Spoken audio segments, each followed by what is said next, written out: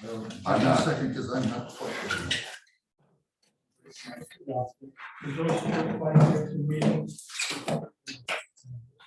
Library also is on Zoom. Tuesday,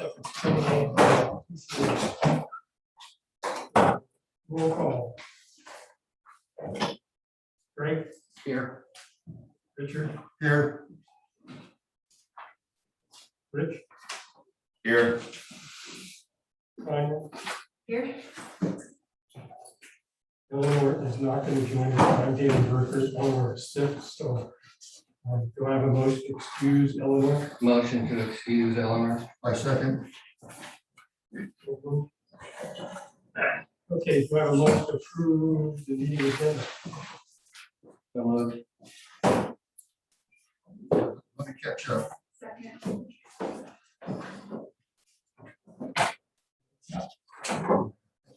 And that was Greg and Tanya. Right, correct. Where's the file that I'm editing? I have a copy. Okay, What? No, the Word document. ready? Yep. I have a motion to approve the minutes of September 14th, 2021. So Second? Second. Not seconded. We'll move. Okay, to public comments.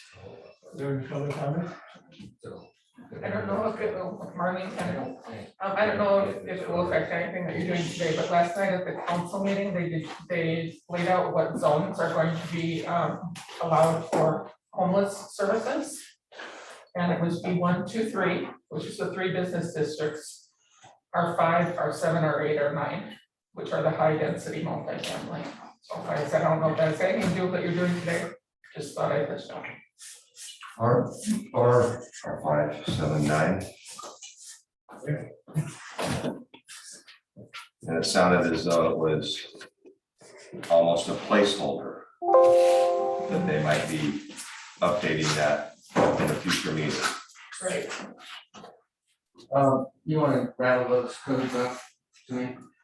there was B1 and B3? B1, B2, B3. And R5, Wait. it's B1, 2, 3, which is all the commercial districts. Right. R5, which is 5-plex, 6-plex, Right. 7, 8, 9, which is the high density housing. I don't even remember R10. Is there's no R10. Yeah, it's just R9, right? Right. So it was R5 through R9? Correct.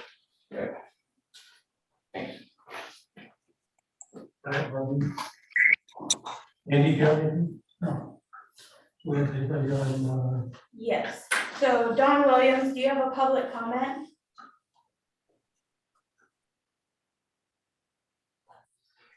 Can you hear me okay? Yep. Yeah, I'm just listening. Thanks a lot. okay, before we get into our discussion, I want to go over something just real quick, and it has to do with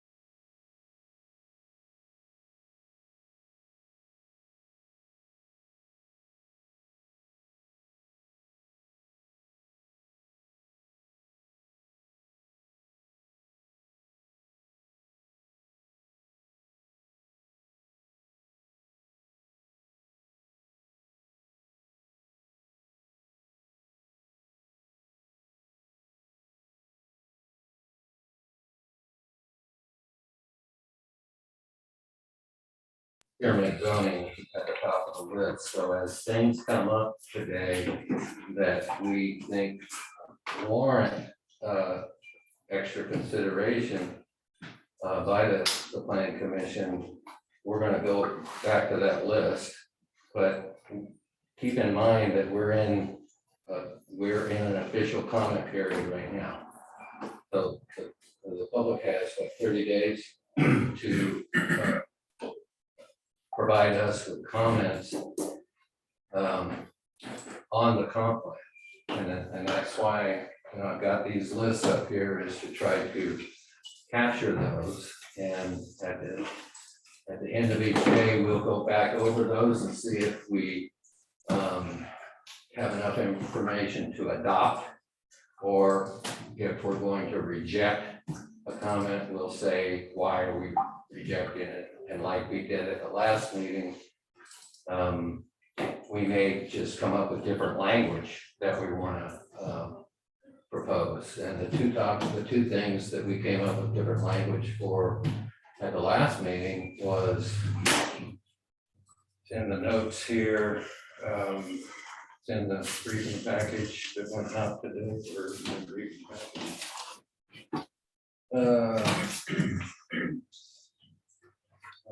You wrote them down with, what was our response to our questions? Oh, it had to do with the 2020 census data. We already responded to that. And what was the other thing? Dark skies, we came up with a proposal, alternative language for that. So potentially that's what we're gonna do today. Is the floor mine? Yes. Can I keep going? Yeah, I can keep going. I handed this, it's labeled September 27th, 21. I wrote this yesterday. It says adoption of the Ocean Shores Comprehensive Plan and associated municipal code. I had a number of discussions with Matt Ogenis from Department of Commerce. He came to brief the Planning Commission back in 2017 to let us know what we could and could not do. I sent out to you a synopsis of what we could and could not do on September 22nd. The subject was confirming Matt Ogenis' Zoom attendance at the 10/12/21 meeting. Actually, he said he thinks he can actually physically be here for our next meeting. But I had summarized in that message what he had conveyed to us and reaffirmed in 2017. Number one is local governments do have the authority to change land use zones and their corresponding ordinances. Number two, moving from pyramid zoning to exclusionary zoning is authorized and may be advantageous. Pyramid zoning allows any development less restrictive than the assigned land use zone and can be problematic for communities. Number three, down zoning from one zone to the next, such as multifamily to single family designations, is permitted. Existing structures are grandfathered in until replacement is necessary. Number five, zoning changes to unbuilt lots are authorized and binding because the owner can still expect, quote, reasonable economic profit. When Matt comes to talk to us next time, he will go through the legal code for these principles. Finally, combining existing codes may be warranted when ordinances are essentially the same, and accompanying matrix addresses permitted development by lot size and parking specifications. So I only bring that out here at the very beginning to let you know that and Matt's looked this over. It's exactly what he will share with us and answer any of our questions about the legal basis for these principles. So, bottom line, I think we have. I don't know that anything that we're going to talk about violates any of those principles. The second thing to keep in mind when we're talking about zoning, because it can be a really controversial subject. The Ocean Shores Municipal Code which you'll hear my acronym for it, it's OSMC, for municipal code, includes, Richard, I think you confirmed this with me over the phone, a non-conforming provisions chapter. I happen to have the non-conforming provisions from the city of Leavenworth in front of me. You all don't have this. But the point is that it basically reconfirms what I just read to you, that our treatment of Ocean Shores is not going to condemn any existing structures. Any existing buildings that are different from what the planning commission ultimately recommends can stay there in perpetuity. If they burn down and they are considered a non-conforming use, then after that, the new structure has to conform to the new zone. Today, our job is basically to, it's okay for me to walk around and point at things. Our job today is essentially to take, well, let me orient everybody. This is the 2007, 2008 current zoning map. This is the general land use 2019 map that went out with the draft comp plan. This map essentially reflects the chapters in, or the sub chapters in chapter 3 of the comp plan. You remember we talked about gateway corridor. We talked about low, moderate, high density. We talk about well, we talk about all of these things. Conceptually, what we're trying to do today is two things with maps. I have the original maps from July 10th, 2018. That the planning commission made. These maps, there's a north map and a south map. See all the colored pencils? This is what led to the general land use categories. This is essentially our colored pencil version of the general land use. That's for the gateway corridor section of town, is that right? Pardon me? That's only for the gateway corridor section? So this is just the north end, Right. and then the south end is what I just generically referred to as the south end development. So, and those are just my words. We did not use those words in the comp plan. So here's the south end of the peninsula, and the port, or the comprehensive, the general land use categories that we recommend. I'm sorry, I did 2 or 360 for you guys. So we got this big scale version of the general land use categories that were captured. We also have the modifications that were made on July 10th, 2018 of the zoning map, where we went through and marked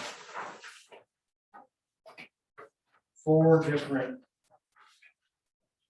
4 different areas in Ocean Shores. And I think they are all, the recommendations the planning commission made was to modify multifamily to single family in these 4 areas. So can you, what is this again? This is what the planning commission literally bent over the table and circled where we wanted changes from multifamily to single family. And this is, what is this map? This is current zoning? Yeah, this is, well, this is, it says general land use. So this is land use, not zoning. These were our notes for zoning.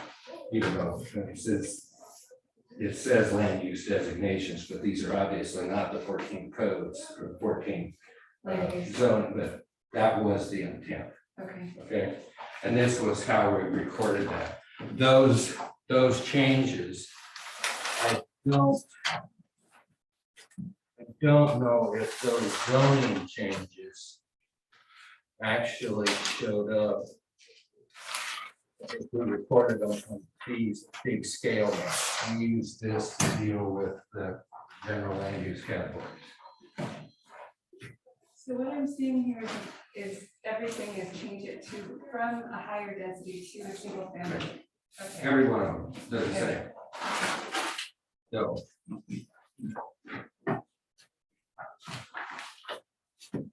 And then Oh, you've already got it. Oh, we have a digital version. those are reflected on that 2019 map.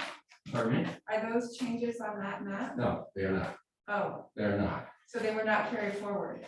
That's right. Okay, We have a little bit of a glitch in terms of what went out. a glitch meaning they were supposed to be carried forward, or a glitch meaning people disagreed and they chose to do something different? No, we had complete agreement. Linda Witcher was our leader back then, and she told us that the proper time to deal with this, in fact, Sarah confirmed it with me, that the proper time to deal with that is right now. Okay, Because we're in that stage where we're trying to promulgate ordinances, including zoning changes that are consistent with comp plan.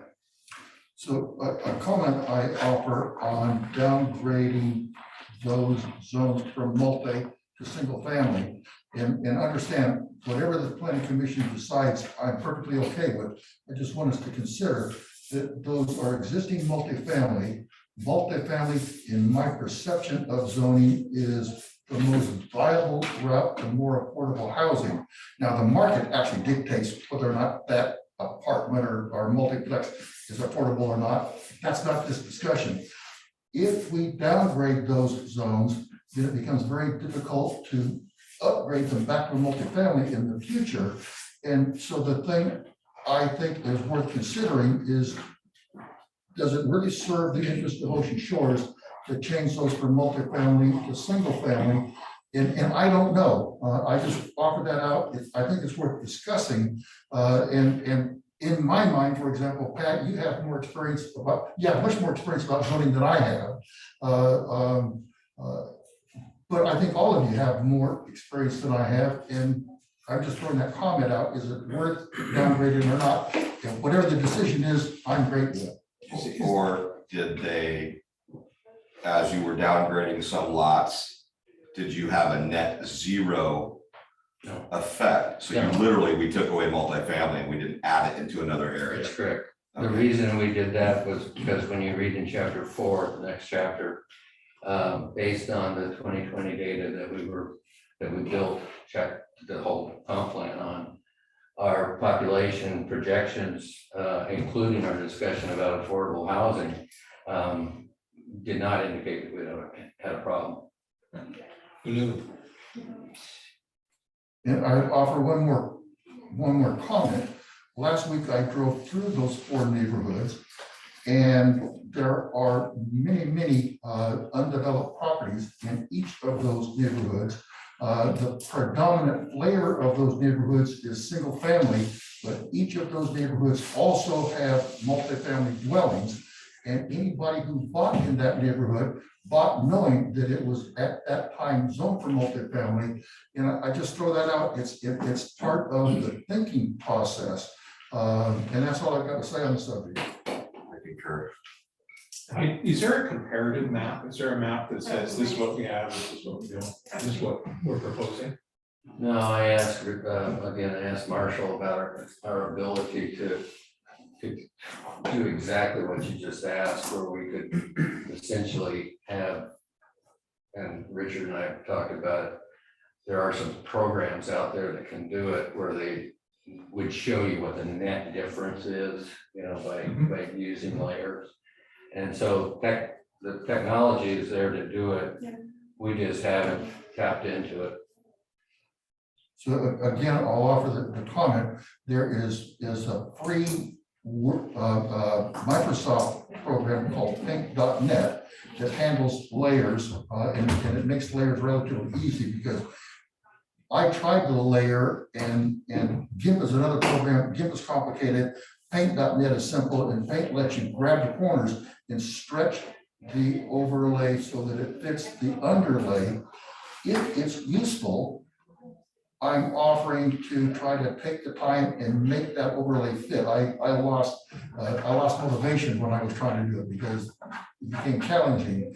But if we hold this decision off, I can try to make that overlay available on Paint.net, and anybody who doesn't have Paint.net, you just Google Paint.net and it's a free download, and then it's relatively easy to look at that PDN.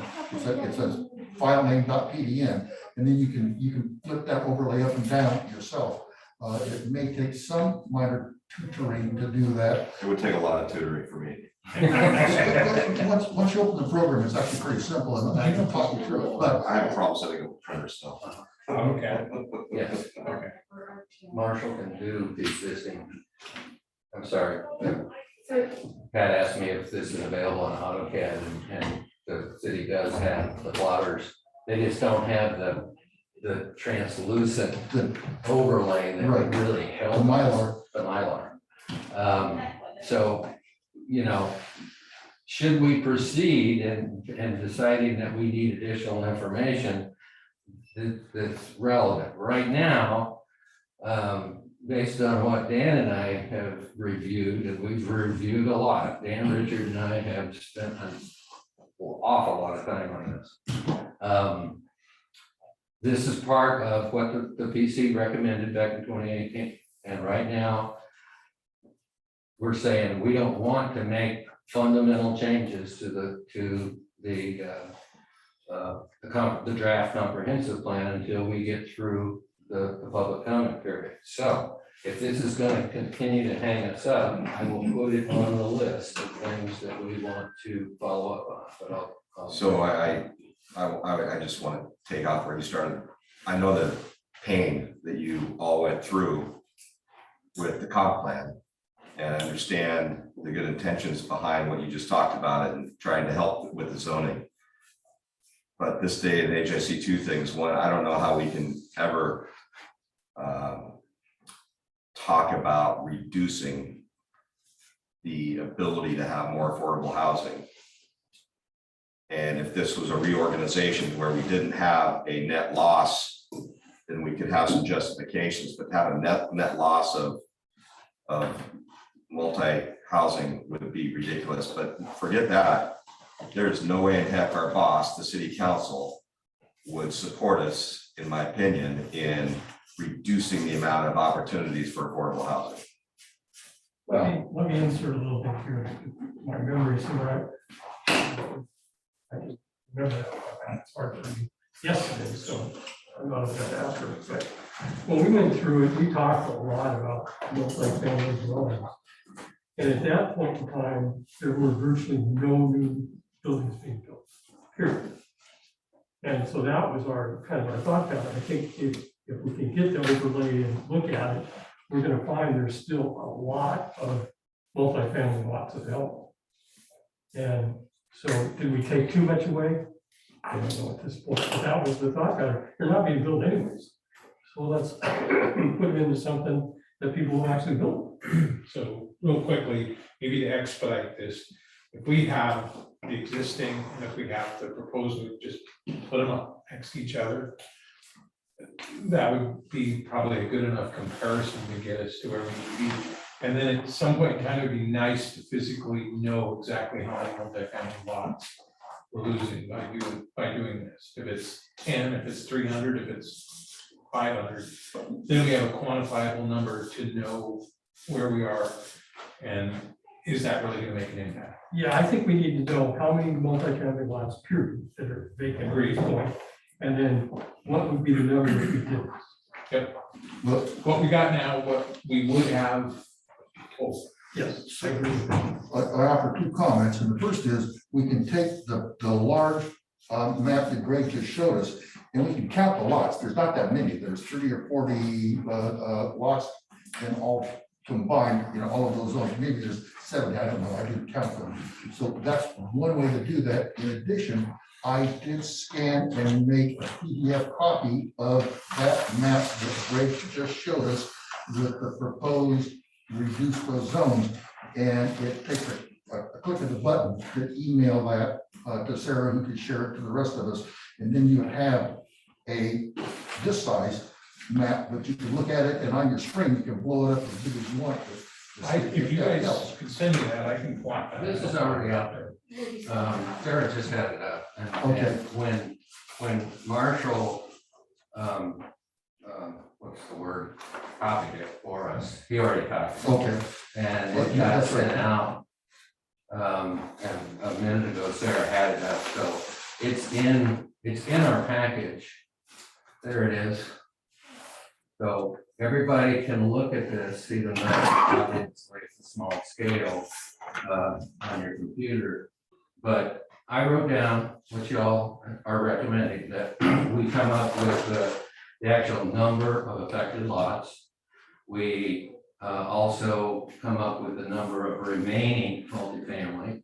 And once again, we go to chapter 4 and ask ourselves, do we have a problem? Does that sound like a reasonable approach? Yes. Can I ask a question? Sure. So are we saying this 2019 map is actually completely invalid and we should not be looking at No. that? No, we're not. The 2019 general land use map only reflects, help me with the right terminology, the subsections of chapter 3 that talk about, starts out with the Gateway Corridor. That's Right. And so this is essentially, it's an important map because it does reflect, what we were talking about in terms of the South Zone development. I hate to say this because we didn't put these words in the comp plan, but in my mind, what we described back in 2018 was sort of akin to what we got going on at Oyhut Bay.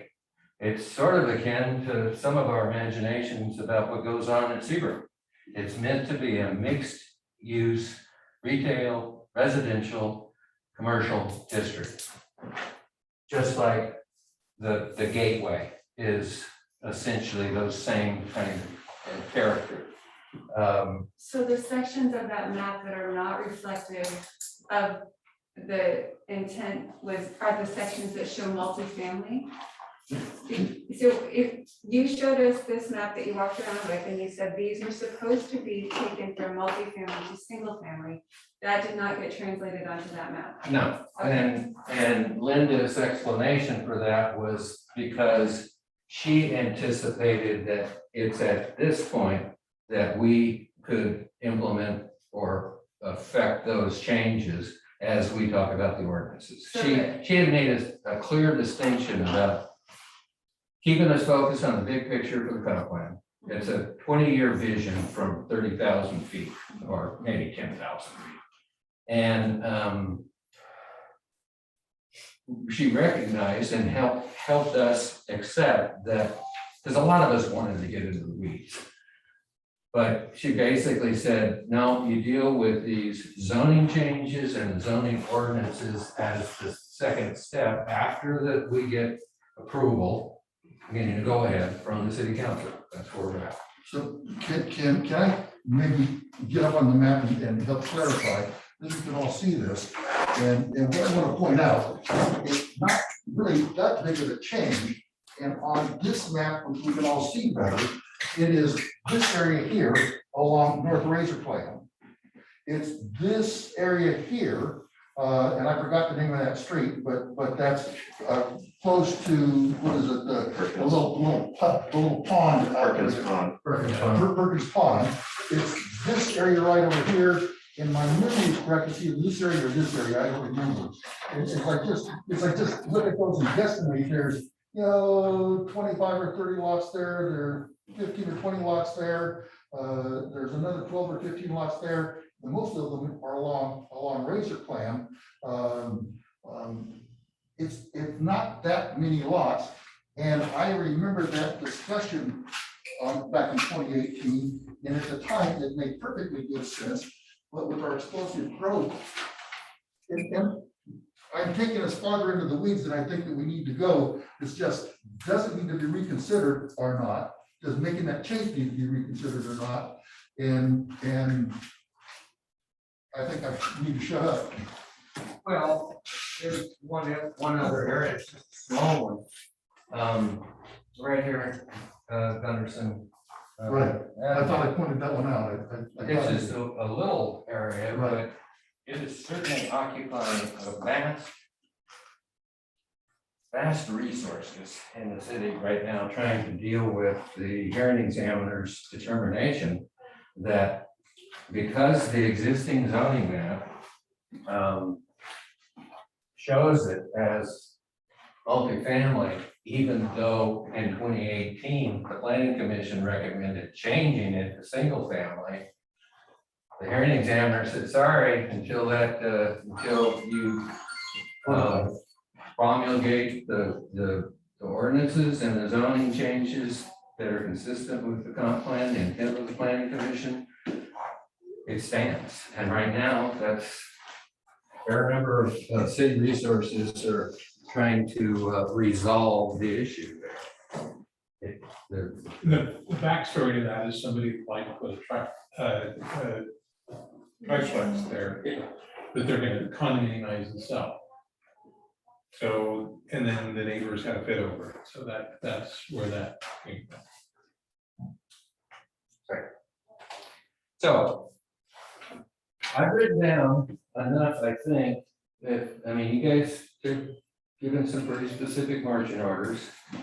So I recommend at this point, we do some additional research, come back with some numbers, check it against what our forecast was in chapter 4, and make a determination whether we've got a significant problem or not. That sound like a plan? And while we're talking about potential changes to the comp plan, I want to just remind people that the draft comp plan does say eliminate pyramid zoning in the commercial districts, but it was intended, but does not in fact say anything about pyramid zoning in the residential districts. And I think that ought to be one of the things that we recommend the city council relook at. Well, I'm glad you brought that up because that just happens to be the next thing in our list of things to do. But right now, let me catch us up here. I can do that later. I've got pyramid zoning up there as potential futures comp plan changes. This is going to go, we'll relegate this over there too, although this is sort of different. This is like, we're going to deal with this at our next meeting if we can. That's what I'm hearing. So you brought up pyramid zoning. Again, I'm going to go back to I'm going to start off with what Nat told us about pyramid zoning. It is problematic. And the intent of the planning commission for those of us who were actually, involved in that early stages of the comp plan, the intent was that we would eliminate pyramid zoning in commercial and residential zones in Northern Shores. It is unfortunate that the comprehensive plan is vague about eliminating pyramid zoning in the residential areas. So that's why I put that up there. It basically means that unless we decide differently, we're going to recommend that we stay with the intent of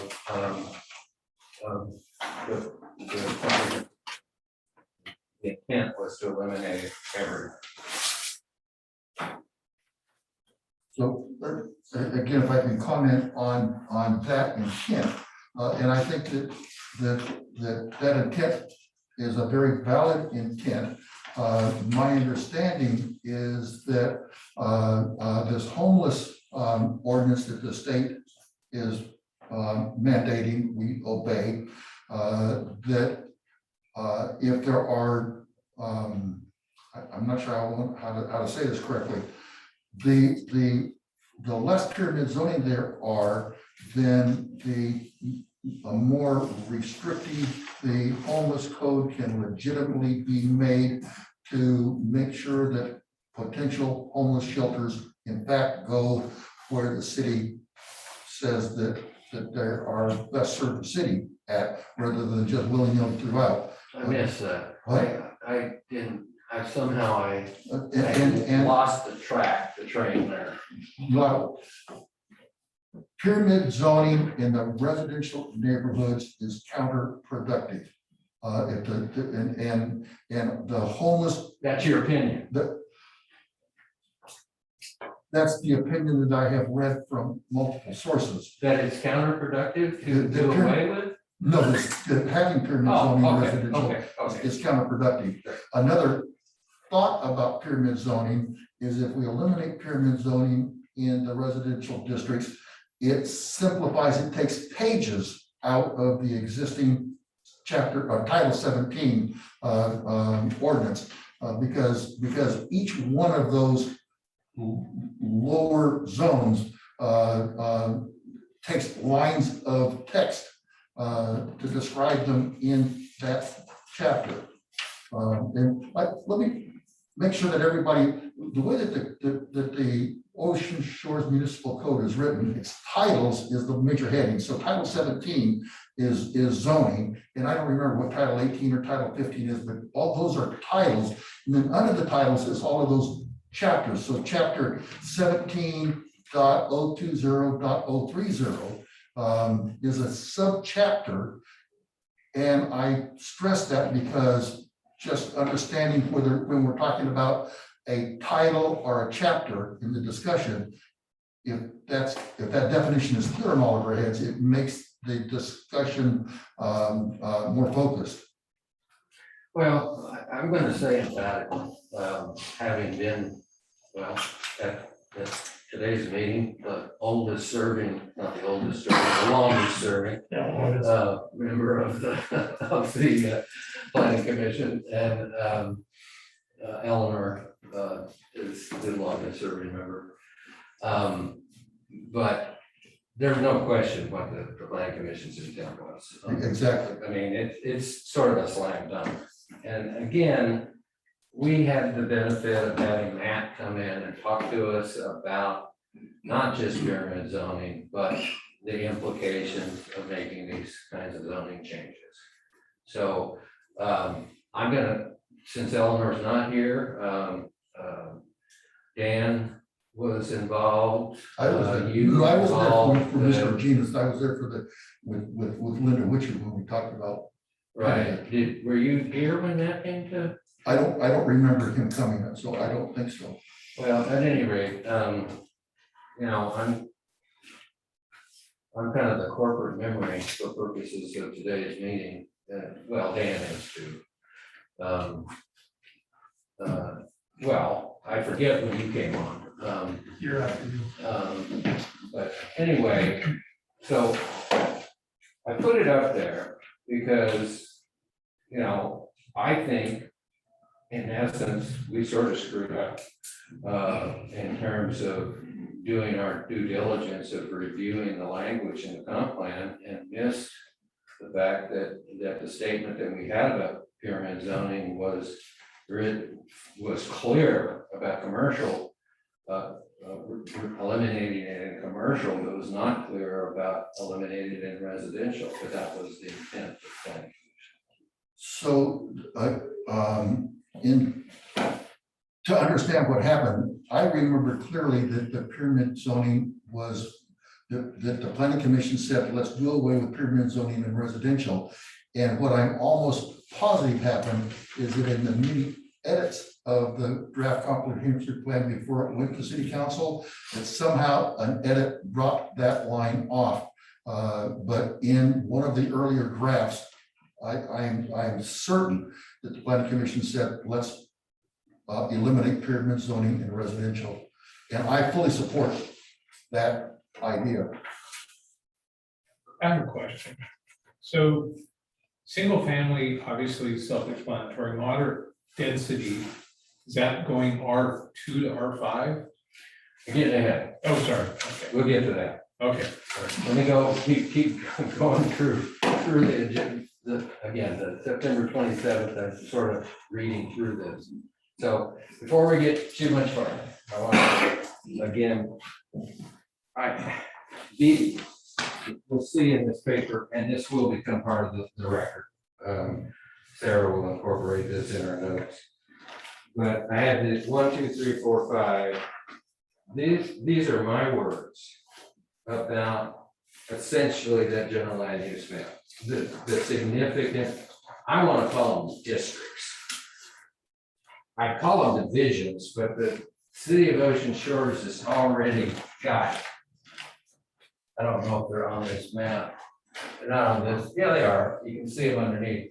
Got 26 divisions across here. So they already used the word. And it turns out that those divisions really represent the chronological platting and surveying of the development of Ocean Shores over time. So it starts with 1, 2, 3, 4.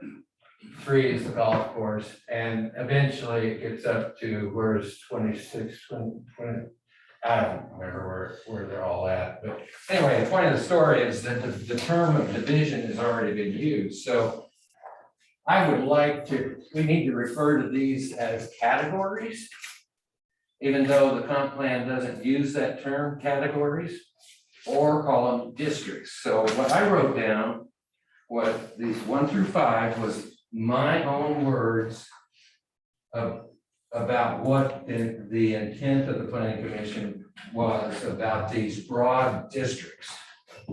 It starts with, from the north, they talk about the gateway corridor. It would encompass, where did I get these words? It would encompass a well-organized and defined multi-use retail, residential, commercial district with uniform sidewalks, streetlights, and parking, largely catering to the tourist industry. The general commercial district to the east and west of Point Brown, on either side of Point Brown, down to Chancellor, to focus on local residential services, including professional services, home, auto repair, what have you. It's sort of like the front avenue, if you will, Point Brown would really focus on the tourist economy.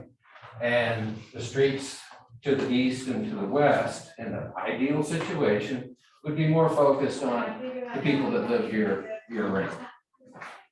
It's certainly not that way today. It's not going to become that way overnight. But again, the comp plan is designed to establish a vision so that over time, development might get to that point. The third area was Ocean Shores Boulevard Gateway, right down here, would primarily focus on motel, resort, restaurant services for tourism down to Ensign Avenue with local resident and tourist services to the east, which includes for that area there.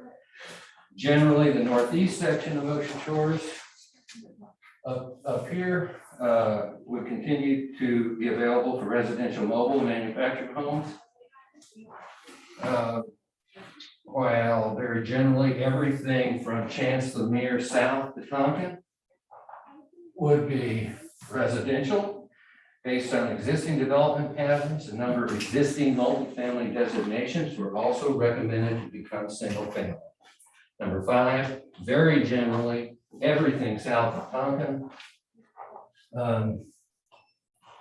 Where's Tonkin? That somewhere in here. Oh, right there. Everything south of Tonkin would be another multi-use tourism, retail, residential, and perhaps a resort level development, including the marina. And I said Boyhook Bay or Seabrook. My words, those are not words out of the comp plan, but that's my personal interpretation of what the planning commission intended when we built that map. So again, I don't know whether to call them categories, I don't know whether to call them districts, but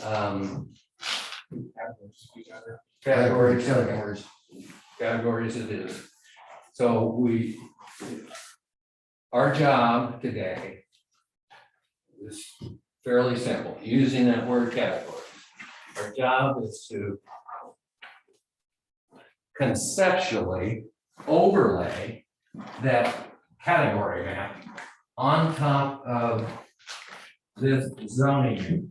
Again, I wish I had the Mylar so we could literally do that.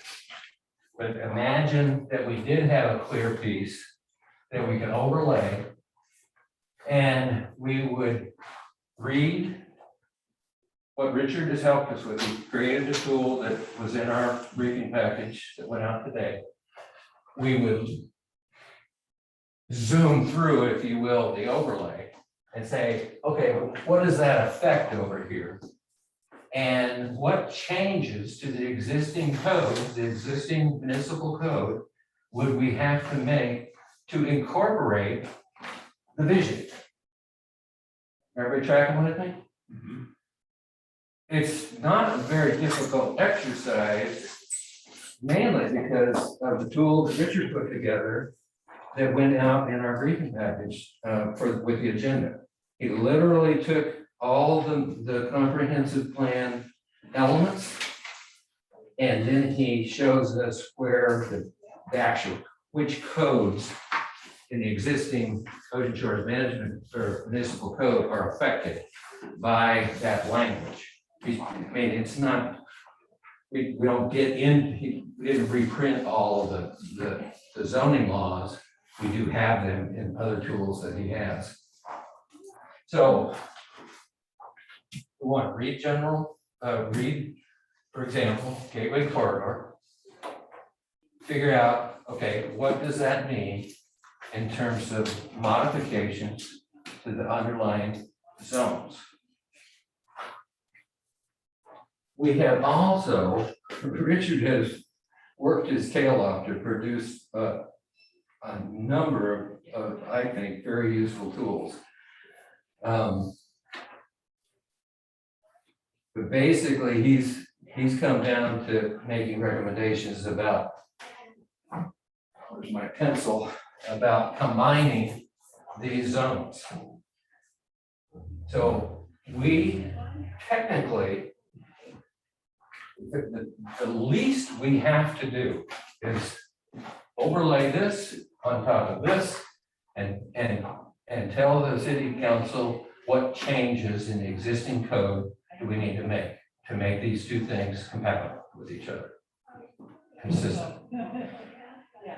At best, we would also simplify these districts. Richard's he's got a recommendation for us today, but I think we need to talk about how do we want to do this? Do we want to do it stepwise, meaning do the overlay first, then as we read the affected codes underneath, because the first one we're going to read is B1 and B2 for Gateway. I mean, that's going to be the first two zoning codes that we look at, figure out what additional language do we need to add to make it congruent with Gateway. So lacking an overlay, and I spent most of the time that I have devoted so far has been to the residential districts. I haven't looked that closely at the B1, 2, and 3, but in general, B1 is hotels and service industries.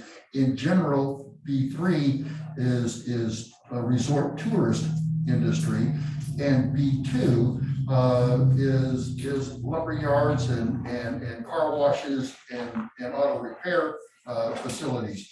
So if we pull up the B1, 2, and 3 off the internet and looked at, I forgot the name, what they call the acceptable uses, and the code may say something different than acceptable uses, but we could just say that B2 zone should not be on Point Brown are on Ocean Shores Boulevard. So that would effectively move garages and car washes, and those things onto Menard and whatever the street to the east of Point Brown. I don't remember what street that is. There's already some garages back there. It's the backside of the lumber yard. Seedlers. Right. But that movement wouldn't happen until if the lumberyard burnt down, then as Greg pointed out, what Mr. Ogenis said, that if this new land use says it can't be on Point Brown anymore, it has to move. Okay, so just testing the passing the test of reasonableness. If you look at Menard, every one of those lots on Menard are affected by wetlands, severely affected Yes. by wetlands. So to develop them in a commercial, it's thousands and thousands of dollars. So let's say, for example, that Arrow Lumber burnt down today, and this is all through, and now that can exist there. Where do they go? That's why I'm so happy that you're on the planning commission, because that's a really good question. And I don't know the answer to that, because. And then what determines that Arrow Lumber is any different than Ace Hardware? That's another really good question. No, I'm sort of lost here. We're not talking about eliminating those zones. No, we're not talking about eliminating them. What we. No, but if B2 goes away, B2 specifically says this type of retail, and then we say it's got to go back on Menard, or it's got to go back on Seedorse, or I'm not sure somewhere else. I'm not sure that that's our intent. Okay. If we find that there's a good reason to maintain B1 and B2, so be it. That's not worth arguing about. I think B1 and B2 absolutely do need to. Okay, so we're not talking about changing those. What we're talking about is where B2 physically, what streets B2 physically encompasses. Well, we know that by looking at the map. And what I'm saying, does where B2 is located, does that need to be adjusted? And I don't know the answer to that. So could we do this? It would really help me a lot if we could define what those, what the categories are. What was the intent of commercial residential? What was the intent of? Because I understand this. I don't understand. So if this is what we're choosing to adopt, I need to understand what these categories fit into here. Does that make sense? What's that? I think it has to be. Well, I think some way we can do it is to give a definition for what this means. When we started this process, the tour we were given was Ocean Shores is a blank piece of paper. Okay, And now you design Ocean Shores how you feel it is with nothing but. okay. And that's how we got through. Did we, when you were doing that, did you consider wetlands and stuff like that? Or is it just, this is just big piece of land? It's just a big piece of. So Pat, for my notes, would you redefine the question, restate the question? Yeah, if this is the proposed, what we want it to be, Your land use. let's define what these are. What was the intent of, like, was the So question? define. what is Yeah, well, defined single family in- defines itself, we'll get that. But multi-density, so does that include R1, R3, R4, R2, 3, 4, and 5? Okay, so you're gonna force us. to I go am, to because the I don't next think step. we can understand it unless Okay. we do. So that is precisely what did you say you had handouts for I it? already handed them out. You did?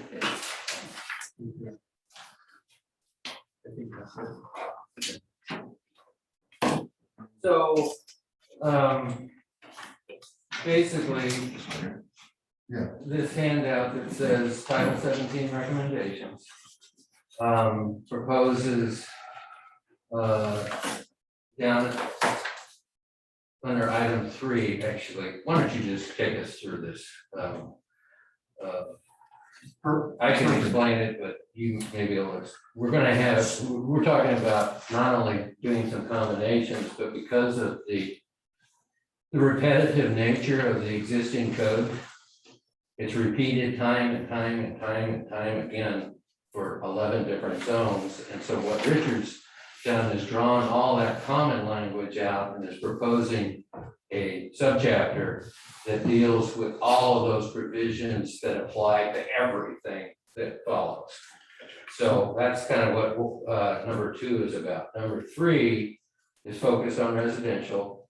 And because of what we went through with the planning commission to define, we actually defined, didn't we have a low density? Low density and high in the comp plan.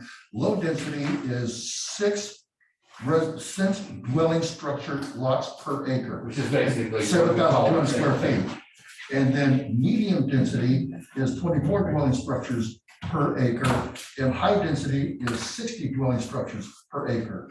And I think 60 is the right number. It says on there 62 dwelling structures, dwelling units per dwelling units per acre. It said dwelling structures, 24 dwelling units, 62 dwelling units per acre. And when I did the math on that, the numbers that show out to the right-hand side of each one of those lines, a low-density dwelling unit lot is a minimum of 7,200 square feet.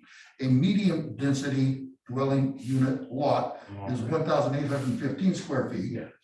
And a high-density dwelling, I said a lot, unit is 702 square feet. Now, there's a problem with those designations in the comp plan. And the problem is they, except for single family, they don't match the currently described lot dimensions in the zoning codes.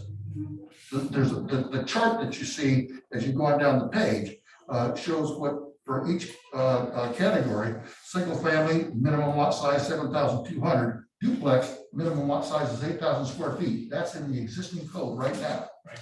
And then we go on to triplex. Minimum lot size is 8,400 square feet. Fourplex is 8,400. No, I said that wrong. Triplex dwelling units is 2,800 square feet,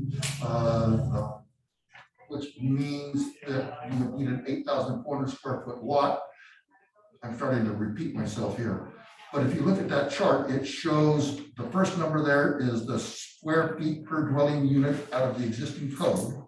And then I calculated how large the lot size would have to be to accommodate a fourplex or a fiveplex or a sixplex. Does that make sense? It does. There's a couple of things that just kind of come to mind. So when you say high density, 720 square feet. 702 square feet per dwelling unit. That's of land. Right. Okay. So I know that there's code that also requires X amount of parking spaces per unit that has to be accommodated. Next time you're gonna paint that stick. So to go ahead, you finish your thought, because I have a thought that I think explains it, but finish your thought while I select one. So the only way you can accomplish, well, under this rule, if you're just looking at a square footage per piece of property, you could build like 24 units, but you wouldn't have anywhere to park, so you have to go up. So I guess I'm just not sure. There's so many dynamics to building a house, or excuse me, building a structure, Right. and then accommodating with the necessary parking. And I'd like to piggyback is because when you get into 4, 5, 6 plexes and you've got square foot here, if they're multi-story, how does that affect that? Because multi-stories reduces the amount of square foot that would technically be needed. And I don't know the answer to that, and that's part of why we are discussing that, is to decide what that is. The answer to your question about parking is the existing code says this is the lot size for a triplex, And I assume that they built in parking and setbacks in that, but that's an assumption. I'm not agile enough, my math skills are not agile enough to actually calculate that, but some of you guys are much better mathematicians. And if you understand the concept, then you can run the numbers and say, gee, there is room for the setbacks and there is room for parking. So can I offer once again that the concept, I want to emphasize that, is what I'd like to get some sort of agreement on. And then let's let somebody, maybe it's somebody in the planning department, maybe it's Marshall, can help us satisfy. I asked the same similar questions to Richard. I said, does this include the setbacks? He said he assumed it did. Does it include parking? Assumes it does. Get verification of that. It does beg the question about these multi-story complexes like we've got going on just to the east of the gateway. And it's a legitimate question. So, but nevertheless, conceptually, and again, I'm sort of relying on what Matt had told us or recommended about using this matrix approach. What we're trying to do is get the matrix, I call this a matrix down here, it's a little table. But it basically is designed to tell us, just based on lot size, what's the biggest building you can build there? Yeah, I think it needs to not be based on lot size. I think it needs to be on unit size, number of units. And then it's up to the developer to make sure that they can put the amount of units. So we can say high density is up to 24 units. And then it's the developer that's got to decide how many units, if he's got to go up to get the parking that's required. I don't think we need to break it down to square footage. Maybe residential, 7,200 square feet, fine. Beyond that, then it needs to go to units. And then it's up to the developer to figure out how that meets code. Pat, I absolutely agree with you, and I want to stress what Greg was saying, that what I presented here is a concept, and it is fruitless at this point to get down in the weeds because I don't have that, those what do you call the guys with the surveying skills, are the lot, you know, Right. I don't have those skills. And so I agree with Pat, with what you just said. This is a concept, and I think that determining for us to say dwelling unit size, and it's up to the developer to say this is the structure. But one of the factors that I think is important for us to consider is maximum number of stories that a structure can have in the city. That's already addressed. That there's a height limit in code now. Do you remember what it is? I think it's residential is 36 and commercial is something else, but I know it's for sure 36 on residential. So can I ask you to kind of lead this effort about making this matrix implementable? Well, I think what we got to do is go back to this, which is the zoning districts, or whatever you want to call it. And then, I mean, it kind of explains that R1's single family, R2 is a duplex, R3 is a triplex, R4 is a fourplex.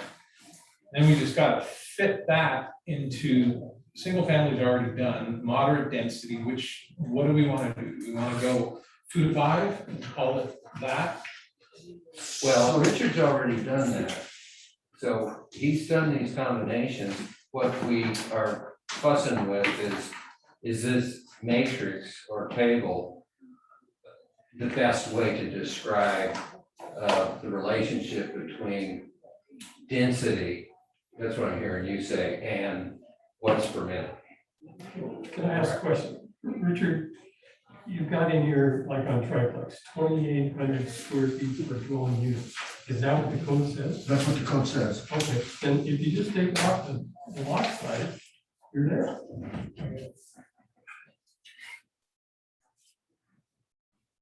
And the lot size was my calculation, trying to understand, you know, how big of a lot do I have to have if I want to build a triplex? And the reason in my mind at 4 o'clock in the morning that was important was if you look up at paragraph 4 on the first page, I'm proposing that we reduce the current 11 residential zones, that we combine those, we come up with a total of 4 residential zones, and that may even be able to be reduced to 3, plus R6A, which is the mobile trailer zone, the little tiny lots. And so a question in my mind in the zone simplification is if we can, is it equitable to put duplexes, triplexes through sixplexes all in the same neighborhood? You may have a triplex and the next lot might be a sixplex, and what would determine that is how big the developer's lot is. So if he bought 4 contiguous lots, he could build a sixplex, where if he only had 2 contiguous lots, you can only build a duplex, and I'm just throwing numbers out there. So do these zone categories make sense? R1, 80% of the peninsula is already R1. I don't see any point in changing that. And does it make sense to combine R2, 3, 4, and 5 current zones into one zone? And I think that I called it a medium density multiplex. And in my mind, there's a difference between a multiplex and an apartment building. And then again, does it make sense to co-locate or in the same neighborhood, have an apartment building and a 5 or 6 fourplex building? And I don't know the answer to that. And that's a decision that I think that we ultimately reach.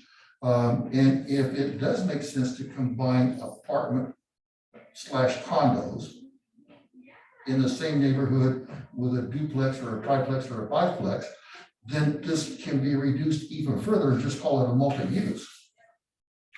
Okay. And I'm thinking, okay, Right. Let's hear from Rich. He's had his hand up. oh, I'm sorry. Forever. But otherwise, I have a proposal. Unless Rich Okay. changes it for me. You guys are high-level math skills here. I'm more of a addition subtraction.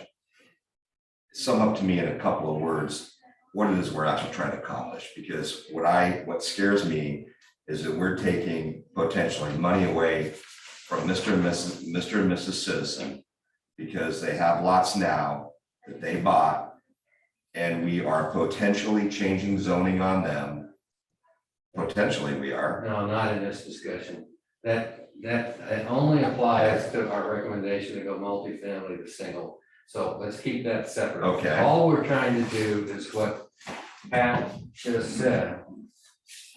These are the categories that we talk about in the comp. Yes. The current zoning ordinance Has a different needs to be definition. collapsed into Okay. these categories. Okay, Okay, and we need to come up with a table or matrix. We don't have to, but the recommendation is you can certainly eliminate a whole lot of redundant code by just saying, here are the rules. And then this table is supposed to basically define what can happen okay, based on the size of the lot, even though I like the way Pat puts it, it's really based on the density. Yes. And these are the density. So we've got to make that combination. so we just want to Richard squeeze the old categories into these new Right, categories right. and then And move so forward. Richard has made a stab at that. Okay, Here's what I'm gonna propose on this, because we've had enough dialogue on this and want to move on. I whispered in his ear and he whispered back and said, okay, that he's willing to take on the challenge of what I just said. Here's what, so you two and me were already on this team. So the three of us are going to continue to work to refine what Richard's given us right here.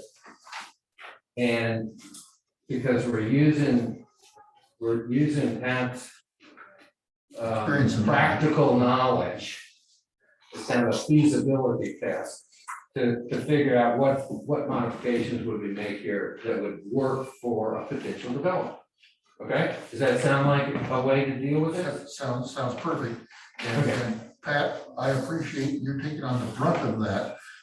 If I can help your endeavor, I'm available almost anytime by phone, and if it's productive to Zoom, we can do that too.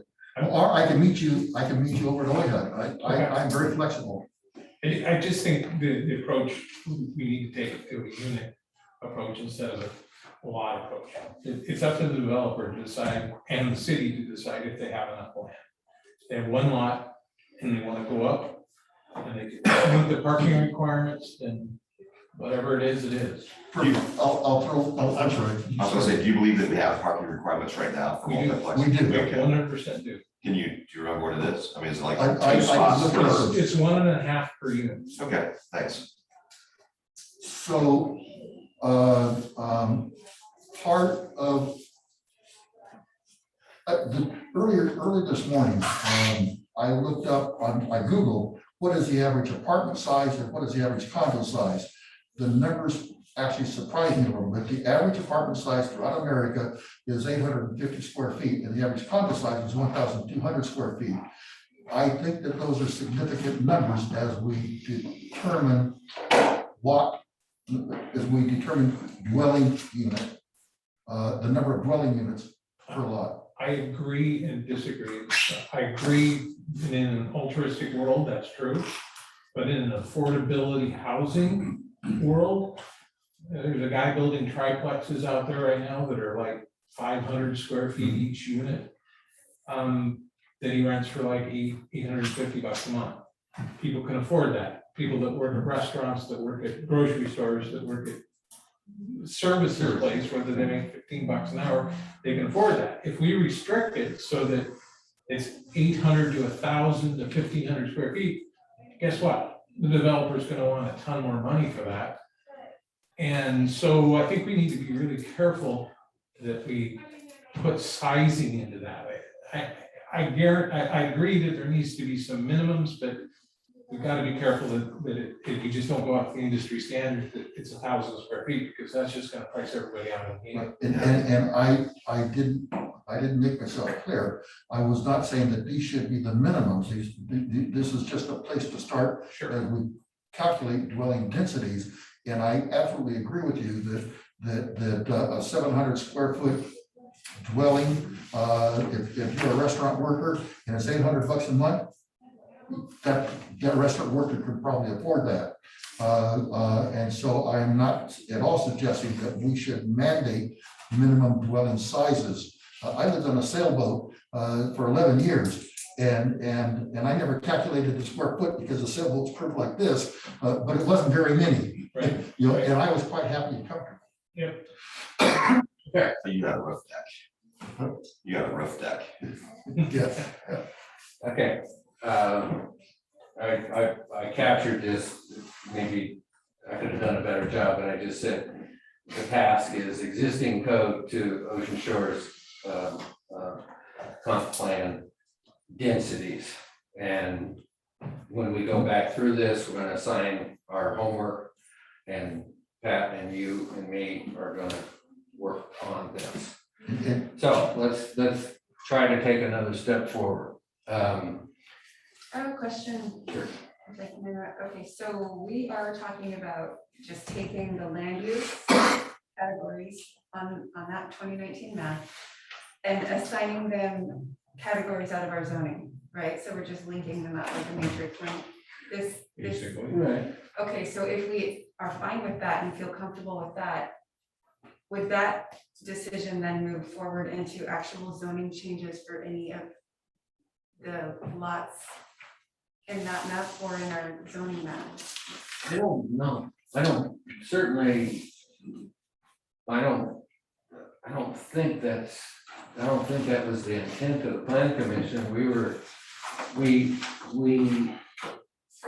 as I recall, Dan, you can help me here. This is a difficult assignment for the planning commission, because Linda had to kind of drag us through this whole density discussion.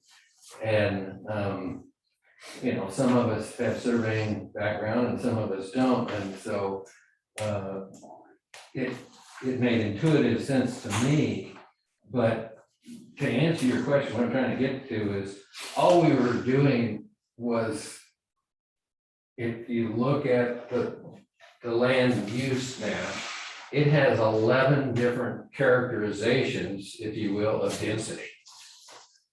That's not the way it's described, but it goes from, duplex, triplex, fourplex, fiveplex, sixplex, multifamily, medium density, multifamily, high density, ultra high density. And so what we are trying to do is collapse those zones, if you will, into the categories on the left. Of moderate and high density. Right. And part of the challenge is nowhere is moderate and high density actually currently defined. Which is what we're trying to do, is define. Right, which is what we're trying to do. Now, the comp plan set out some numbers, and that's the 6, 24, and 62, medium, low, and high, and that's in the existing, the low density, medium, high, it's towards the back of the comp plan. But it made assumptions about square footage, and that was a point that made. is Right. that Those assumptions about square footage in today's world we may not necessarily need to hang our hat on that.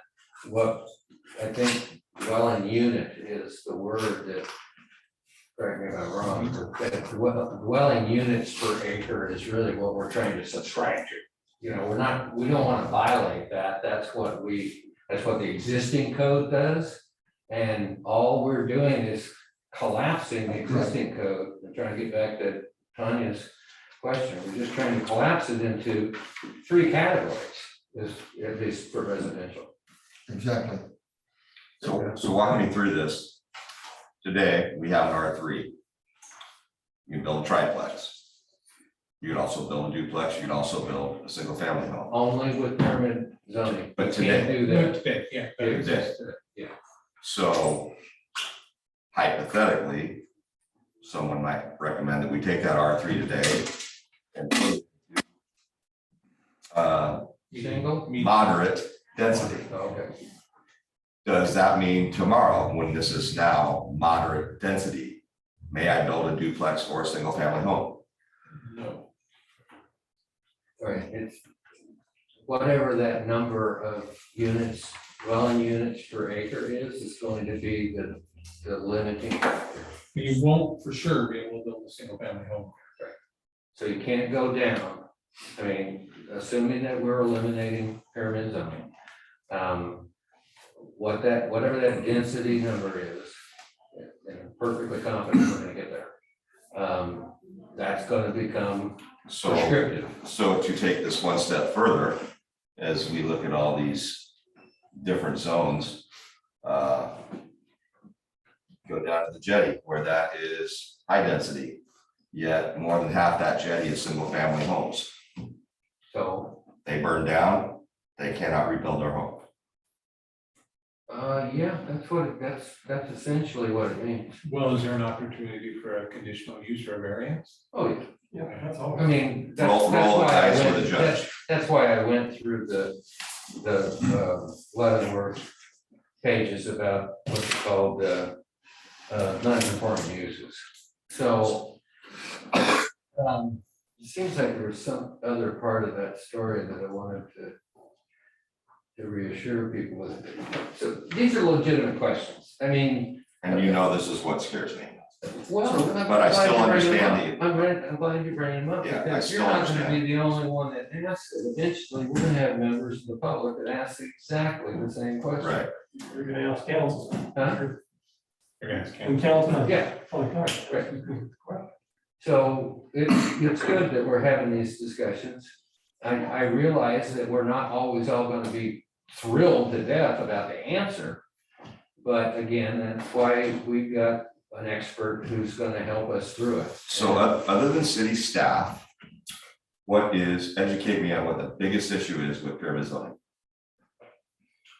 The biggest issue is Gunderson is a good illustration. I mean, it's a perfect illustration. But people, I'm not familiar with. that was zoned, everybody knew the zoning. Explain the problem. Why is that? Well, I that's true. appreciate That's people true. not appreciating it, but it That's doesn't matter. They bought The their issue there. lots and homes. Someone built exactly as it was supposed to be, and it upset neighbors because they built what they Well, could. you're right. The issue there is that the planning commission had made a recommendation for a change and we just haven't gotten there yet. But you're right, it's not the same thing. What was your question? Now, of course, if that was R1 and someone was building a triplex, then I understand the outrage. Yeah, right. No, it's just, I think I've asked I think you've answered my question. I want to clarify what I think that I heard Rich just say, and if we, just for speculation, if we adopted this combining multiplexes, and I refer to multiplexes as 2 through 5 plexes, 2 through 6 plexes, as opposed to multifamily, which is an apartment or condo. But if we adopted that as it stands, if I had a lot size large enough, once Pat comes up at the table, then I could build a duplex or a triplex or a fiveplex. It just depends on how much square foot of land my lot is. But I can't build a single You family. can't build a single Because family. you've taken that right away from me. Correct. So I have a question. When you say except for apartments and condos, Well, and again, that's, as I tried to say earlier, does it make sense to separate multiplexes from multifamily apartments and condos?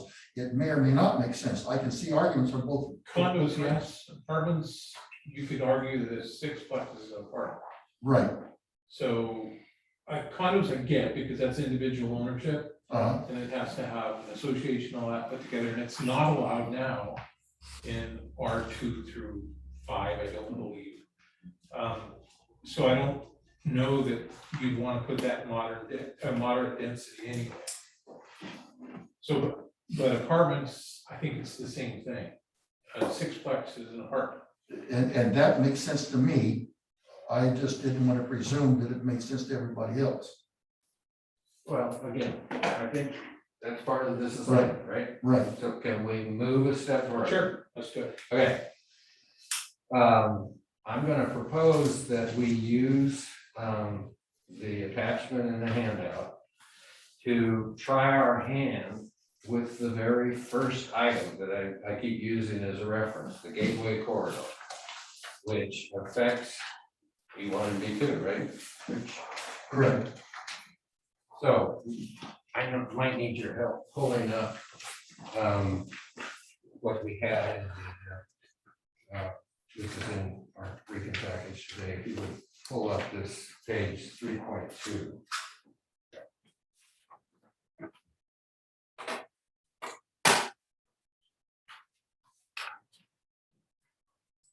So I'm thinking that the business, I'm picking this one on purpose because I think it may be the easiest one for us. It may turn out residential is easier. So Sarah is bringing that up. It's all in your packages if you happen to bring one. I'm on page 6. Oh, I'm on page 7. For commercial goals and policies. So. We got it up next. How many people need it? Pat's got a hard copy, I've got a hard copy, anybody else got a hard copy? Then you're gonna have to turn and call point up here. Switch that kind of guy. So, the next page. Right there. Okay, this is the way this is a tool that Richard put together. Call it the general land use / zone tool because it generally repeats what was in the comp plan, the actual words. Commercial zones and policies are directly out of the comp plan. And then following that, he's got right under here the various chapters in the municipal code that are relevant. And theoretically, because this is online, you know, if we're working at home or something, we can, you know, pick on the right one. Here's the point of the story. We want to take these goals and policies and translate them into ordinances. Is that a way to say it? No, perfect. So I know that we kind of scratch our head as you can start reading them and think, well, how the hell do I do that? So the goals are pretty general. But when you look at the actual policies, they get a little bit more specific. And just land use policy number 5, emphasize pedestrian access, particularly in downtown commercial districts. Well, to me, given what I read to you before about my personal interpretation of the comp plan, that suggests that we're actually going to get streets with sidewalks and parking and streetlights. Now, that might be a reach, but basically at least means we're gonna get sidewalks. So right now, there's nothing in the code that says that that would be for future development desirable. And I'm not picking on any particular business, but we recently, and you know, our recent experience in the last 3 years had a fairly sizable investment in terms of a retail chain that managed to build their nice building, and we didn't get the city of Ocean Shores didn't get a sidewalk out of it. What's up with that? So I'm just suggesting that that is how we might interpret land use policy number 5. Land use policy number 6, quality design for commercial structures in downtown areas, especially It says along. promote high quality design. Yeah, what does that mean to Good you? luck with that. What would you add to the ordinance? It has to be 6 feet off the ground. What would you add to the ordinance that would help us achieve whatever that means? So, So when I build my metal building on Point Brown. it's butt ugly. Right. Number 7, unify the downtown commercial area through the construction of walkways, unified design, landscape and signage. What's our definition of unified design? Buildings look similar? We're going to do that in crafting the ordinance, okay? So this isn't an easy job. So this is like So- the residential design Exactly, standards. for all- commercial. Yeah, It's It's just what we did. exactly that. Yeah. Thank you. It's so much easier for residential because we just had some points. This is incredibly unique stuff there. But- this means that we have to actually decide on a vision for the downtown corridor. Correct. The city council wants to sign off on. We should steal Hope Mills. They did an awesome job. Well, that's fine. We can beg, borrow, and steal anything. I'm not sure if that's tongue in cheek. Well, at least we didn't say Leavenworth. Can't, yeah, Well, I looked at Leavenworth, but, We all have. okay. How do you put that in writing Leavenworth. and afford to do it Yeah, well, there's that. But they did it.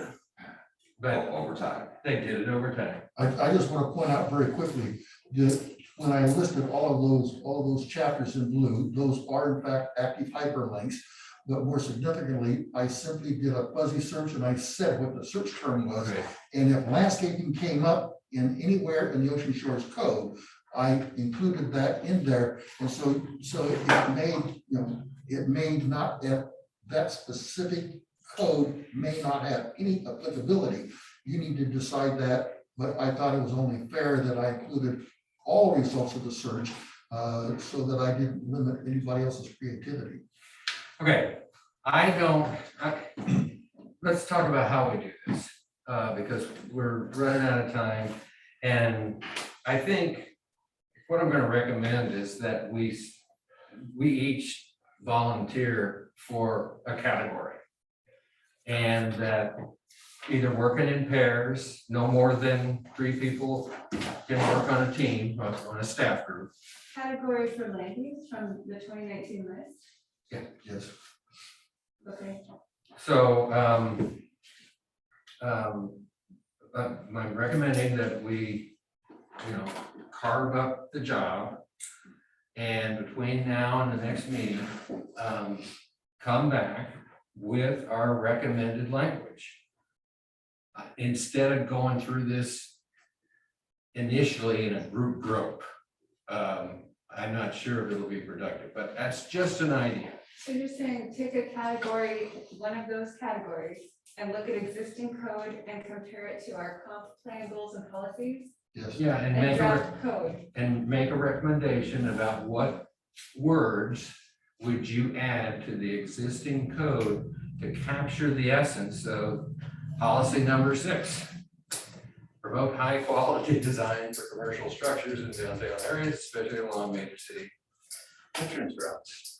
We haven't assigned those categories to the zoning categories yet, though, so that is a little bit of a step ahead, isn't it? Well, I don't know, is it? I think what we're talking about for that last one has to do mainly with residential. So I'm assuming that, and maybe I jumped Are you ahead. saying we should the assignment would be only commercial? Oh, maybe, let's look, let's see what those categories are. But again, I'm assuming that, and I may be wrong, but for all practical purposes, this is jump ahead a little bit for that last existing code to Ocean Shores comp plan densities, that handles all residential. And based on what Richard's done, he already has at least draft code. Fair to say. At least an idea in my head about what it would. Well, you and I have seen it. I mean, I have a pretty good idea. So what I'm recommending is, let's take the first 4 away. We're really already dealing with that. Pat and Richard and I are gonna bring something back to the planning commission next meeting to deal with those 4. It's these others, and it's not everything. Let's face it, Parks and Rec. I'll take it. I'm always the first one to volunteer.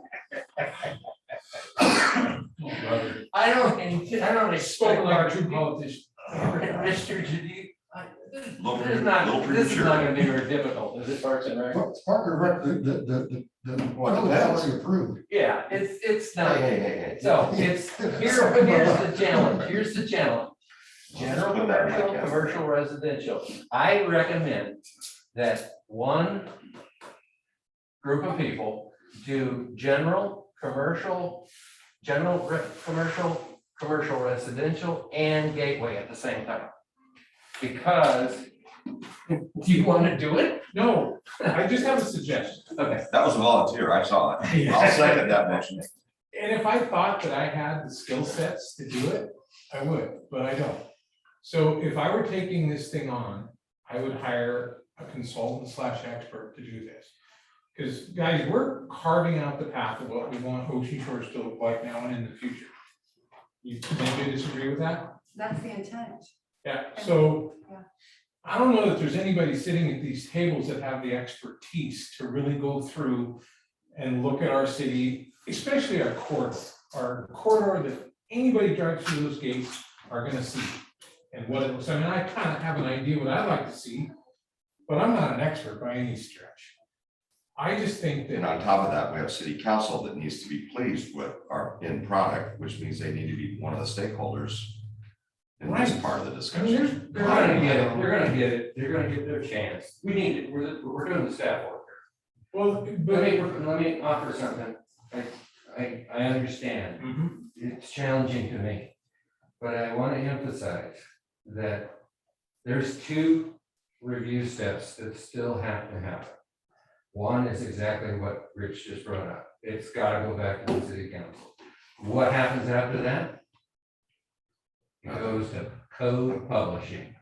Code publishing is the quasi-governmental entity for the state of Washington that takes what the city council did last night. It's got to go to code publishing. Go Publishing is gonna basically say this works according to, am I off base? They don't tell us what, like if we've done something wrong or right, they make sure that it's all subsectioned out and all of that stuff's done. They don't say It's legal or not it's legal. legal or not legal. Oh, well, okay, it's not much of a review set. Mhm. So, okay, back to Pat's idea. Sorry, Well, who would we hire? I don't know. And I don't. I have a whole list of people I hired to do the stuff out of Oya. Sure. And I agree I just, completely that there needs to be a way more, but what I think we're doing is taking the current draft comp plan goals and policies and applying those. Yeah. well, I agree, but if we're going to say, what are standards? What are enhance the overall quality of the city business district? And then the other one that really got me, promote high quality design for commercial structures. There's nobody here that I know of, myself included, that have the expertise to do that. So the thought in my head, and Pat, I 100% agree with you. I think that a qualified consultant is an essential step, but I think that it might also help that consultant if we wrote out some plain sixth grade English. This is what we visualize with our understanding, and that gives that consultant a jumping off place. But then maybe that might not be productive also, because maybe he just wants to start from scratch. And where's the public involvement in that community vision? We're just gonna like hand it off to some private consultant and say design your town. Every meeting we have is a public meeting. Well, And also, who's gonna make that decision of what high quality design is? I think I have a standard that might be slightly different than somebody else's, and somebody else's, and vice versa. Well, I'm recommending that we at least take a stab at it. I appreciate what Pat said. Why are we drafting ordinances? I thought we were trying to go through the comp plan. I feel like I'm totally like missing something here. So we were looking at the council version of the comp plan to make sure that we agreed with it, right? Right, we've already passed that test for chapter 3. Okay, At the previous meeting, Rich read out, basically summarized the changes, and we all said and- that's fine. yeah, Okay. outside Right. dark skies Right. and the other, the census, we basically adopted all the city council members. Okay, so we've said that's fine, council is going to approve that version of the plan, and so now we're ready to make the code Right. changes? That's Okay, where we're headed, gotcha, okay. okay? So let's go back to, I want to build on, well, go ahead. Dan. I'm not sure, I'm with that, there's no way we could do this. I don't even think we can get a stab at it, but for the zoning, we can make the zoning code changes that are in existence. But what we're asking to do, what you're asking to do here is take these policies and come up with a code. Additional code. Yeah, these are vision statements. They're not meant to be right code from, in my opinion. Okay. So They have to get translated into code in order to become reality, though. yeah, But somebody has the vision of what that reality is. yeah, the city may come and say, okay, let's do policy number 7. We're gonna skip 5, 6, let's do 7. I mean, they're not sequential, just because we have them sequential doesn't mean that may be the way the city goes. We gotta remember, this is a 20-year vision. So it's kind of like the sidewalks. We've been down that road forever. And we did talk about sidewalks, specifically a new business comes in, Ocean Shore says, well, you got to put sidewalks. Okay, now you got a block where you got sidewalks, and the rest of it, there's nothing. Now that looks stupid. Well, I don't have an issue with that, but what I do have an issue with is if we mandate sidewalks, and especially on the west side of Playground, there's tons of power poles and all kinds of crap. So what do you do with, when you have to dig those things up and stuff like that? I mean, that's what a planner would come in and do, not a planner in the sense of Marshall, but excuse me, let's call it a designer, somebody like Lamar. He would come in and say, this is what I think, because this is how his brain works, this is what I think should be the vision for Ocean Shores. And they would talk to the stakeholders, they would go, what do you guys think it should be? Should it be a nautical theme? Should it be, because I can tell you that the guys that own Seabrook, they didn't come up with that. They hired people to come up with that design and it just, it exponentially grows. Same with White. I didn't come up with that. I mean, I tweaked it and done other things with it, but it's not, I'd be like, okay, well, let's just grid it out and it'll all be good. But that's what those experts do. They were trained to do that kind of thing. And if we're gonna take Ocean Shores to the next level, which is what this comp plan is supposed to do, I think we need to take the time to do it right. That's just my 2 cents. Well, I agree with that. I think we need to change the codes where they're existing and we can align it with the comp plan. But to create new codes based upon goals and policies. I think it's easy for us to take this map and merge it into this map and say, this makes sense, that makes sense, this doesn't, and push it back.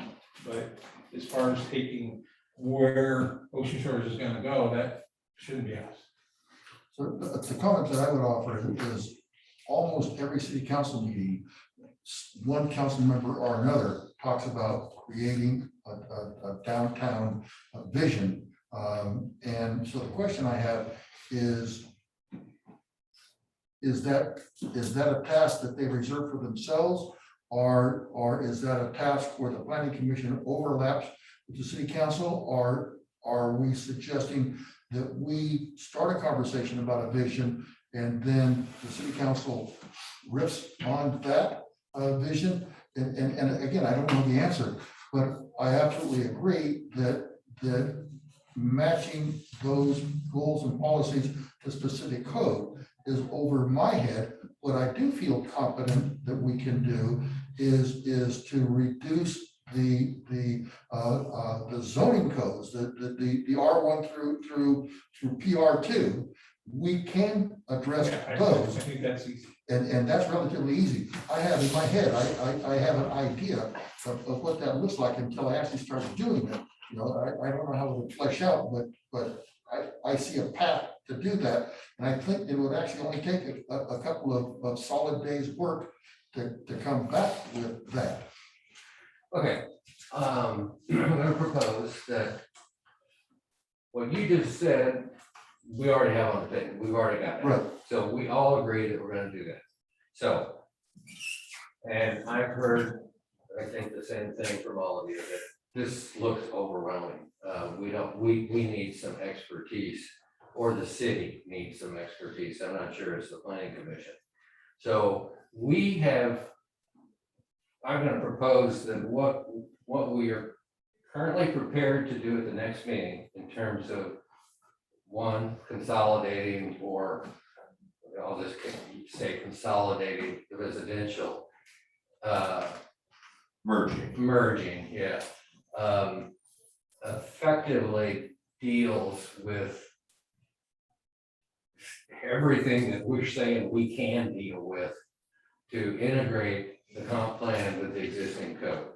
If we want to go into translating our goals and policies into code, we need additional help.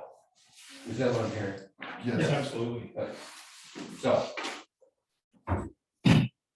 I don't like the answer, but I'll marshal it ahead, and that's what we'll do. Can you mention MR, is that a local entity? I'm out of Seattle. Okay. Well, I don't know quite, maybe Marshall will have some ideas about what we might look into. And it may not be our problem. It may be that the planning commission has done what you asked us to do. We basically overlay that map on top of the current zoning map. This is what the changes are.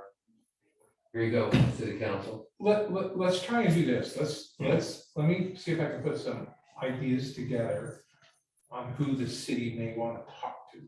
Okay. And make it easy for them to take it in a direction. Thanks, that would be great. And then I'll say, here's this person and this person, that person, and they are planners for this kind of thing. and then they can choose to engage it or not.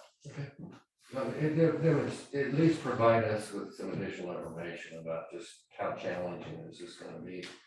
Because obviously, I appreciate how difficult this is, because otherwise I would have brought you an example and said, okay, this is it. I have read other cities, including Leavenworth, but Linden and the city of Long Beach and somebody else I looked at.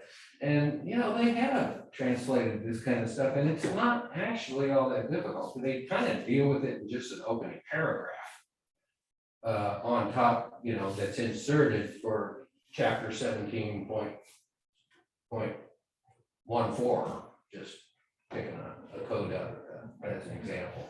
It's just a descriptive paragraph. So it could be that simple. But the problem is, as Tanya pointed out, unless it's something that's got teeth, it is not gonna change, you know, us continuing to do just exactly what we're doing. And, you know, I think we can all agree that the haphazard nature of the development of ocean shores is sort of a problem when it comes to trying to sell the 5,000 empty lots that we've got here and attract investors and become a thriving, continue to be a thriving community. So on this item, we're going to rely on Pat's volunteering to give us some, what do you call it, consultants.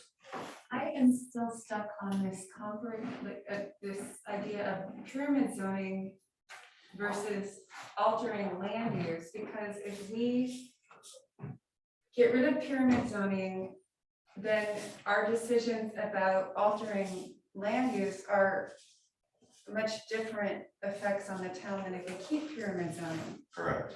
And I feel like if we make a decision on the land use categories without making that decision about pyramid zoning, we're sort of allowing something to slip through that I Can we just assume, can we just do our job and merge and not address pyramid zoning?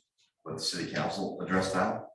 Can we Right. just do the easy task, which is the sign? Ultimately, the city council addresses it all. Right, I know, but the task is so easy if we just merge these to the most common sense way possible. okay. It becomes harder when we go, oh, by the way, we can't have pyramid So we get zoning. rid of pyramid zoning and we've gone ahead and merged, let's just take moderate density, so let's say we're Yeah. gonna do duplex, triplex, fourplex, and moderate density. Right, So then you look at South Ranger Clan, and that orange strip is now not just duplex, but it's all of those, so that's gonna Right. maybe double or triple the amount of people that reside based, in that. based on lot size though. You still have the caveat of so many square feet, but you are still right.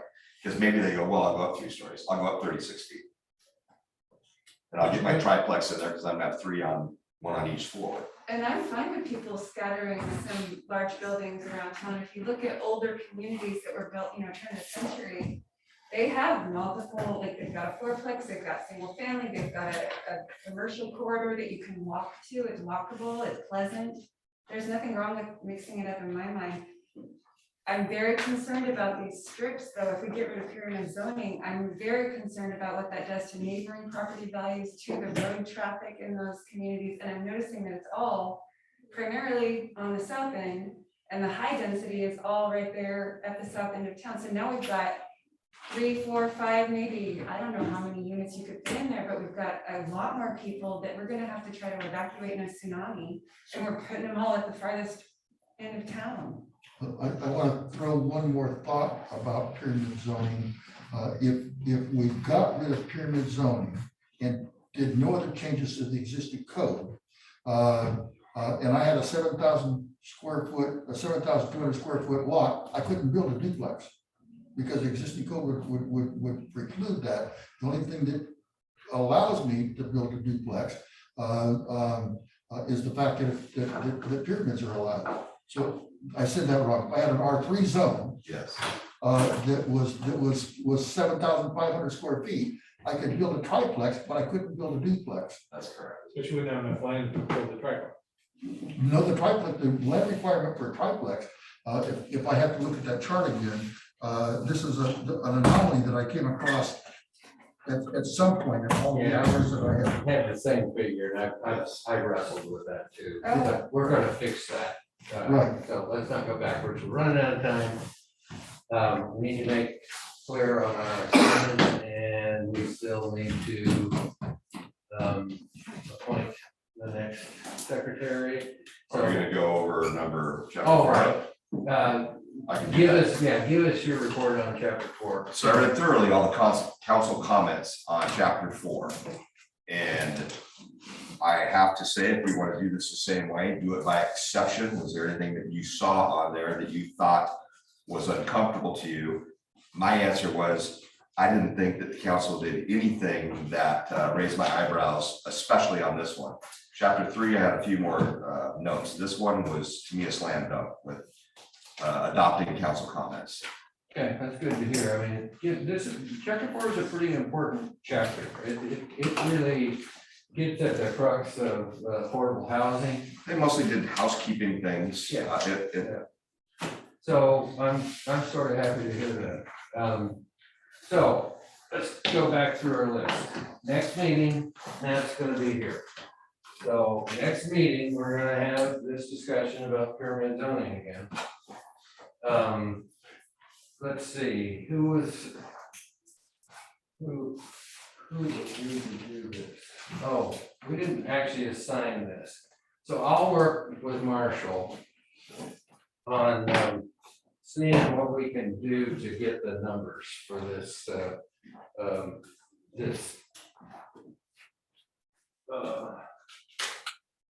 I'll volunteer for this, Yes, so many colors. to get the numbers of affected Lots. that we propose. So anybody want to help me, or I'm gonna contact Marshall and see if we can basically get somebody that knows how to do, who can scan for us and come up with a number rather than sit there and count them all. I mean, I have to, I can sit there and count them all. Good with that? Yep. So Greg will take care of these. Existing code to Ocean Shores comp plan density. That's that. It's actually Pat and Richard. Consultant help, if Pat's gonna give us some ideas on that.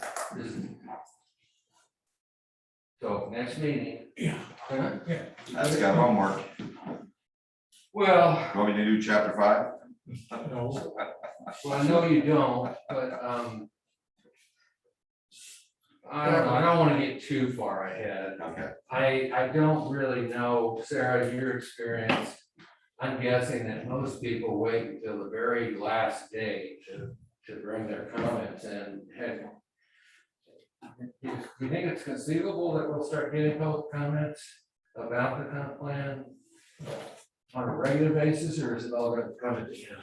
In my experience, it sort of comes at the end. If somebody says something, knows the time's ticking, it normally comes at the end. So how do I go and make my, I'm a citizen comments on the existing comp plan? Where's that at? So that's what I have to go back to the office and do. I posted the full comp plan under the planning commission's comprehensive plan. And then there's a cover sheet and we'll put that stuff. Okay, up so on that's the not up website. yet. No. And I've been busy. my other question is I didn't look at all of the attachments in today's meeting. Did you send chapter 4 out already? Okay, only Rich has it because he's special. Well, he's the lead for. No, I'm just being facetious. So, Greg, as we wrap up, I would appreciate if you would email me, type up an email, what you just put on that chart, so that I can capture that in the minutes. Who has those assignments? Okay. Or do we need to capture that Okay, in the minutes? let me check here. So Richard, you know, let's not beat ourselves up too bad. I actually think we did pretty good. I know that, I mean, you didn't end exactly the way I expected it, but So, Sarah sending out chapter 4 with the council comments to all the commissioners, so they can be okay with what I just came up with. in Well, you 2 already seconds. have it. Didn't we send out all the? I have not seen it. I was sitting here thinking, did I miss that? I sent a complete version of all the chapters Okay, that were marked up, and then I sent a clean version. okay. Oh, I did okay. not send the chapters individually. You don't need to do that. Yeah, no. Okay, so it wasn't just me that got it. No, So you're just not paying attention to your homework. That- no, I don't remember seeing a clean version of all of the chapters. They weren't clean, they were No, marked we up, want, we want red line. red line. We Yeah. want the red line. I remember when you sent that roughly like August. You know, I. Gosh, I think I did. over a month ago. Yeah, Sarah, could you please send me that copy? Yep. I'll send it to everybody. thank you, Sarah. One before we. Yeah, We we got got a comment about these homeless zones. Goodness gracious, it's hardly, I don't think the ink's dry on what the city council did last night. I didn't go to the meeting, but That code is coming back next meeting, isn't it? Was yeah, it? they had a deadline. They approved Thursday. it, but they use a caveat of they will continue to refine it as they learn more. Okay, They had to get something to the state by the 30th. Right. So it'll be a discussion topic in the future. But they've got this put to bed at this point. so you're gonna send that draft out to us also, because that has to be incorporated into or not? I'm asking. I don't think it has to be incorporated. Pardon? Doesn't have to be incorporated. Okay, Well, there's a draft ordinance. So, but it's not gonna be our job to draft that into the zoning. If you look at what they have, they took what we gave them on homeless shelters and put it in, it's all throughout that, the new, 25 pages of it, yeah. Okay, so. so one more housekeeping. Tanya, I don't think that I have the final version of the neighborhood design standards. And there are some elements of that that should be incorporated into the zoning changes that we are making here. You mean the building design? The building design standards. Did we send that forward Yes, we to did. Did they accept it? Well, we just said it. put it on a shelf? Yeah, exactly, but That's with the rest of the stuff. as we rewrite the zoning code chapters, that those building design standards should be incorporated into this draft that we're going to forward. Should they? Shouldn't they? Or shouldn't they be approved first? They should be approved first, then. Okay, then disregard it, doesn't matter. Okay, we need to wrap it up. Okay, who's the secretary? the next meeting is Pat. Okay, good. Hooray. Jeez, luck of the draw. Sorry. That's okay, I'm not gonna be here. Did you need to be excused for next meeting, sir? Our regular plan commission meeting is October 12th, 2021. So I have a motion to adjourn. So moved. Second. So who seconded? Greg. Right. Great. Thanks.